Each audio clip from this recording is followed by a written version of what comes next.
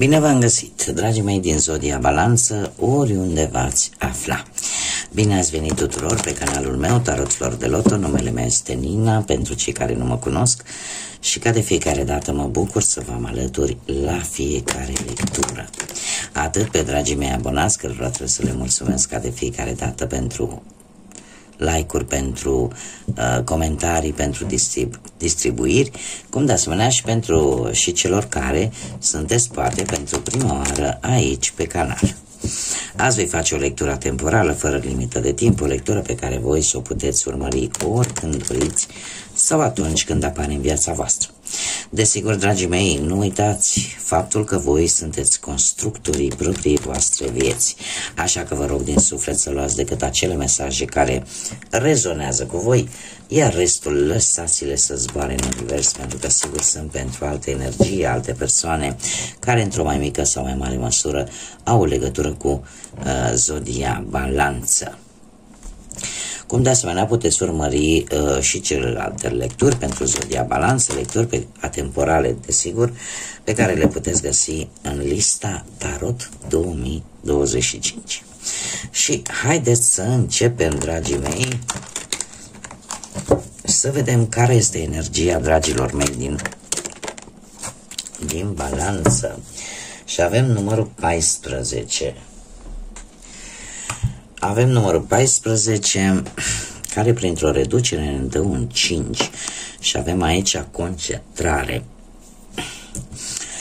Ei, numărul 5, într-adevăr, ne vorbește de o ușoară instabilitate prin care unii dintre voi treceți, sau o schimbare care v-a provocat această instabilitate sau v-a adus anumite curiozități, posibil să fi trecut alții dintre voi prin anumite conflicte sau prin anumite obstacole care v-au făcut cumva să fiți mai curajoși.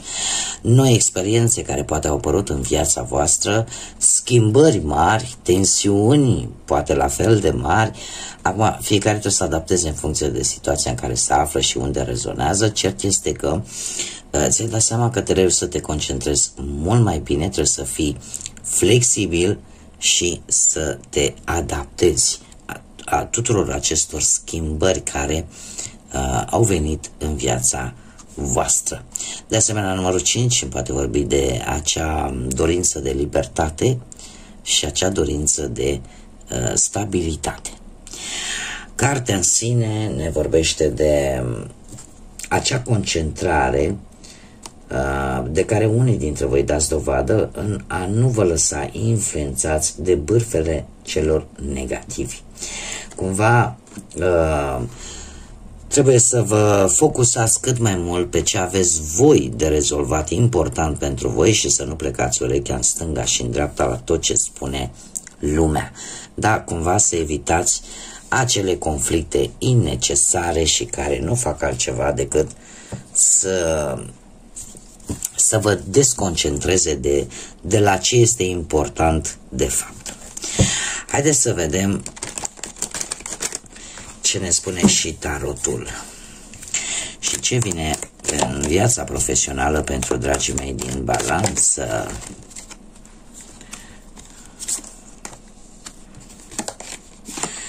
Dragii mei dragi, o veste, ați avut o veste, eu aș spune,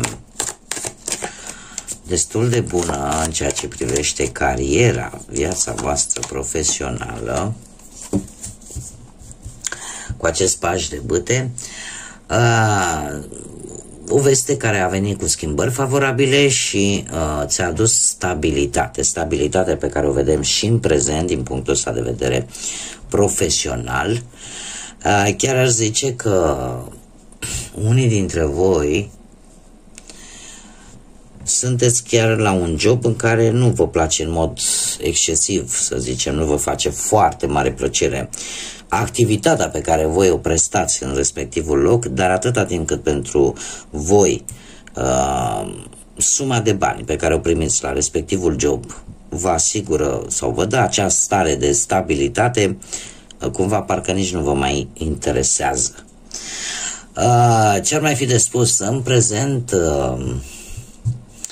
e posibil pentru cei care căutați un job să-l găsiți, să fie un job destul de bine plătit, dar cum am mai spus, să nu vă placă în mod deosebit activitatea care se face acolo. În schimb, pe partea asta a viitorului, cu 6 ăsta de bâte, veți obține o recunoaștere pentru munca voastră. Sau poate veți reuși să obțineți acel job pe care voi vi-l doreați cu atât de multă ardoare. Dar, așa cum bine am văzut, trebuie să vă concentrați pe ce este mai important pentru voi. Da? Să nu pierdeți timpul cu alte provocări inutile și alte bârfe venite din partea altor persoane, pentru că aici mi-apare un succes, pe plan profesional cel puțin.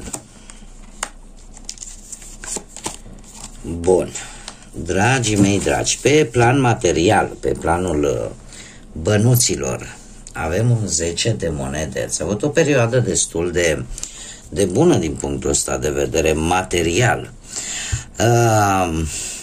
Veniturile au fost destul, intrările de bani au fost destul de bune, cumva ai avut norocul de partea ta,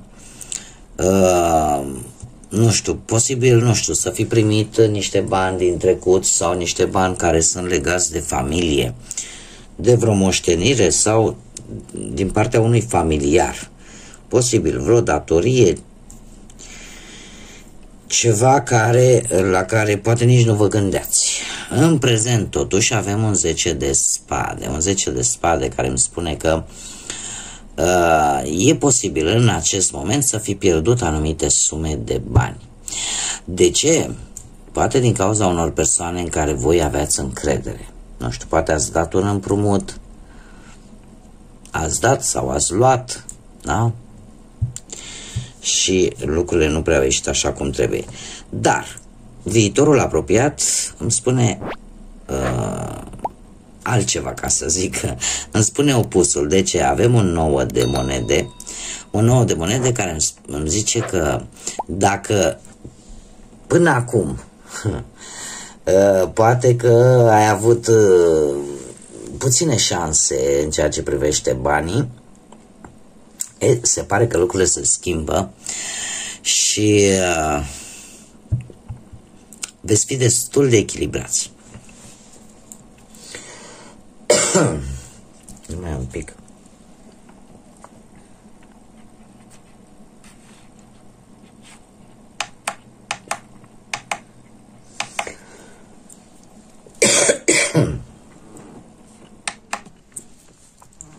Am oprit, mi-am oprit aparatul, deja mi-ajunge.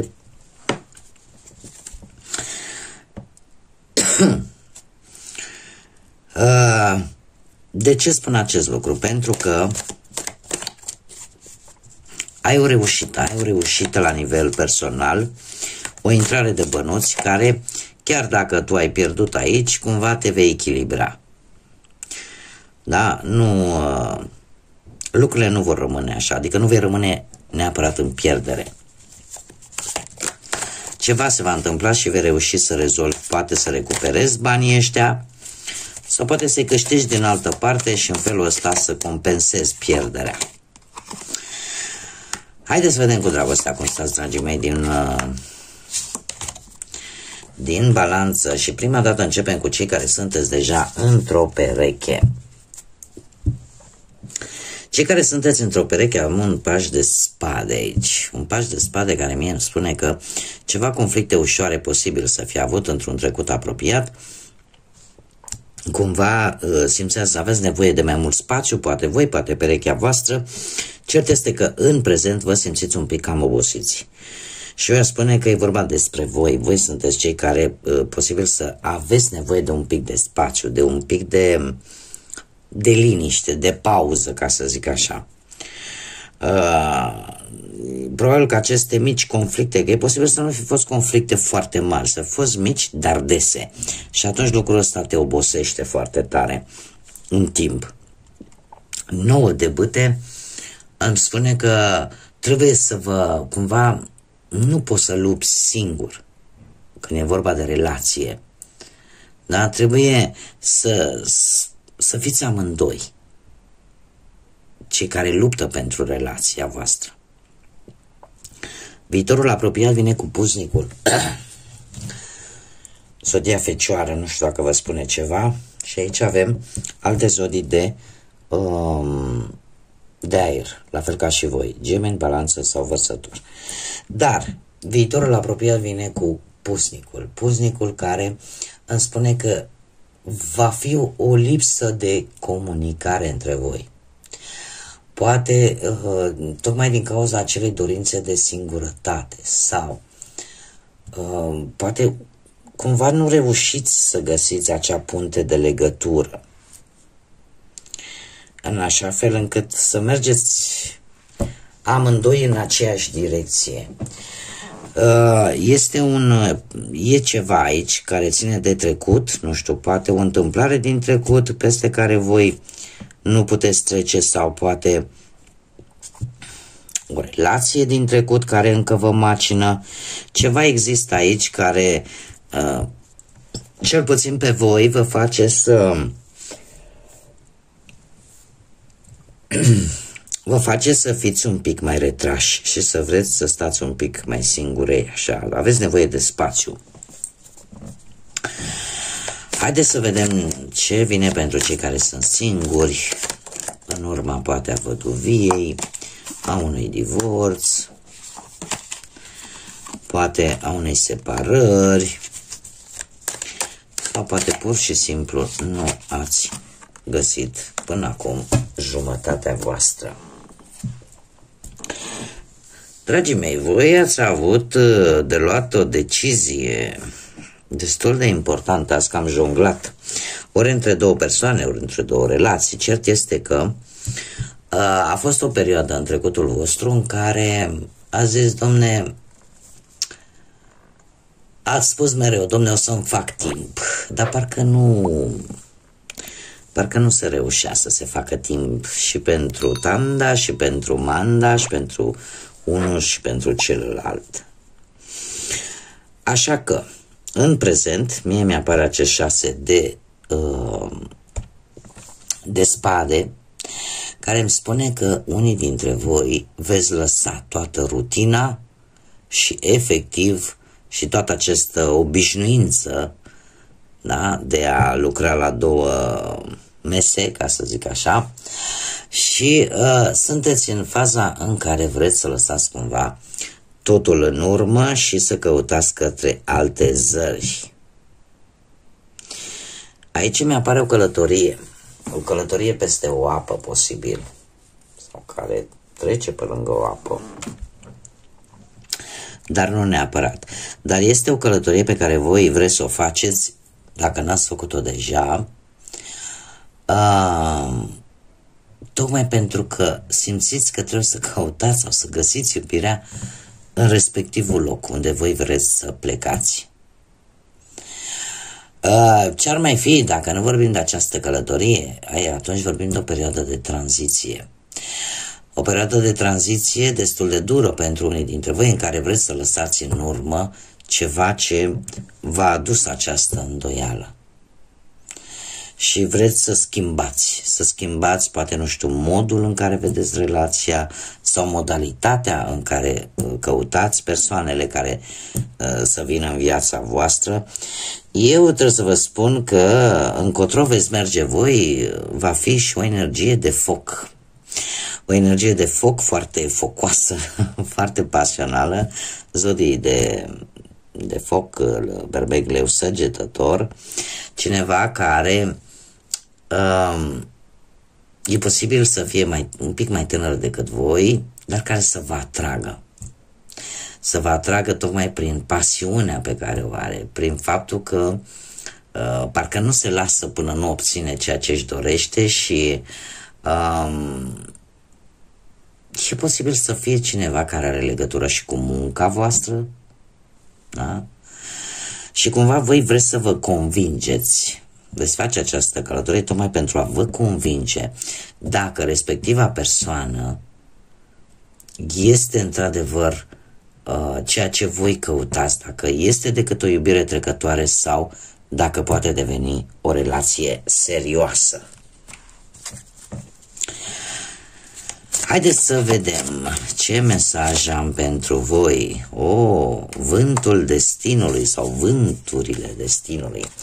Dragilor, mișcă-te odată cu vântul pentru a obține mari posibilități, mari șanse. Asta îmi vorbește de vântul schimbării pe care l-am văzut încă de la începutul lecturii, dar ce este foarte important este că îmi vorbește despre acea adiere, acea interacțiune a destinului. Nimic nu este întâmplător. Și faptul că ne vorbește de vântul schimbării, dar adusă de către destin, asta îmi spune că următoarea perioadă pentru voi va fi o perioadă foarte importantă, în care voi va trebui să fiți deschiși către schimbare, în care voi va trebui să profitați de șansele și oportunitățile care vă apar în cale și să nu vă opuneți. Pentru că ele cumva vă sunt predestinate. Ele cumva trebuie să se întâmple într-un fel sau altul. Cumva trebuia să ajungă la voi aceste schimbări. Bun, dragii mei, aceasta a fost lectura pentru voi. Eu vă mulțumesc pentru atenție și desigur invit pe toți cei care încă nu s-au abonat să o facă. Eu vă aștept cu mare drag aici pe canal. Cum de asemenea trebuie să mulțumesc tuturor celor care prin suportul lor, prin like-uri, prin distribuiri, prin comentarii, contribuie la dezvoltarea acestui canal, așa că mii de mulțumiri tuturor celor care fac aceste mici gesturi, dar atât de importante. Și desigur vă invit pe toți să faceți acest lucru în felul acesta. Aceste lecturi pot ajunge la mai multă lume. Și este foarte interesant, trebuie să vă spun acest lucru, când mă uit și eu pe statistică și văd că sunt foarte mulți dintre voi care efectiv vă uitați, poate comentați, dar nu vă abonați. Ca să nu pierdeți nicio lectură, da, vă puteți abona, este gratuit și chiar dacă apăsați și pe clopoțel, atunci notificările YouTube-ului vă anunță când eu fac publicări noi. Lămurite toate acestea, vă doresc ca următoarea perioadă să fie o perioadă cât mai liniștită, cât mai clară, în care să vedeți lucrurile cât mai clar și să luați cele mai bune și cele mai înțelepte decizii. Până data viitoare când ne vom reîntâlni, numai bine vă doresc, multă energie pozitivă și desigur să fiți iubiți, dragilor.